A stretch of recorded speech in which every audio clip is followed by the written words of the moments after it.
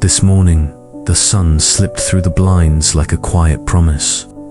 I reached out and let its warmth fill my palm before I even opened my eyes.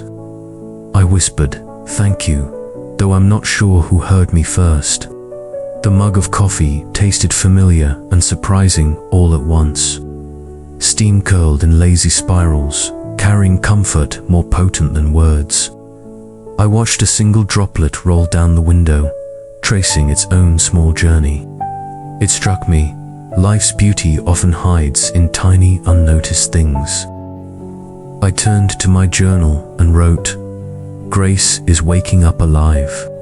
A soft breeze rustled the pages, as if the room itself exhaled relief. Outside, a neighbor's cat padded by, tail flicking in contentment. I paused my pen to watch it disappear around the corner. My breath slowed, anxiety loosened its grip, just a little. I jotted small moments matter in the margin with a wobbly hand. A teaspoon clinked against the mug's simple music in a quiet house. I smiled at the melody, realizing rhythm exists in the mundane. I sketched a tiny coffee cup beside my words for good measure. Then I remembered Matthew 11:28. "Come to me, all who are weary." That verse felt like an open door rather than a distant echo. I underlined it twice, letting its invitation settle in my heart.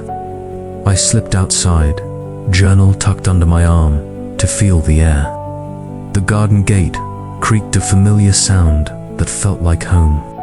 A single daisy nodded at me from its patch of earth. I bent to trace its petals in my mind and felt gratitude bloom. I heard birdsong threading through the branches overhead. The harmony lifted something heavy off my chest. I scribbled, "I am held in songs I didn't compose." Sunlight dappled the path as I walked, patchwork of light and shade. I stopped to close my eyes and felt the warmth on my eyelids. A breeze carried the faint scent of lavender from a neighbor's yard. I inhaled deeply and exhaled a prayer without words. Back at my desk, I opened the journal to a fresh page. I wrote, "Grace finds me even when I don't look for it." The pen felt lighter in my hand, guided by something gentle. I glanced at the clock I moved, but I felt suspended. A distant lawnmower hummed. It was oddly reassuring. I sketched lilac blooms in the corner as a tribute to fragrance.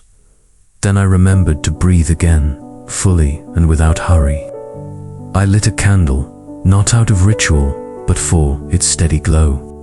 The flame danced softly, echoing the quiet dance of my thoughts. I watched its reflection in a small mirror across the room. Two lights, one flame, one reflection, holding each other. I wrote, "Even reflections bear light." I folded my hands, eyes closed, giving thanks for today's grace.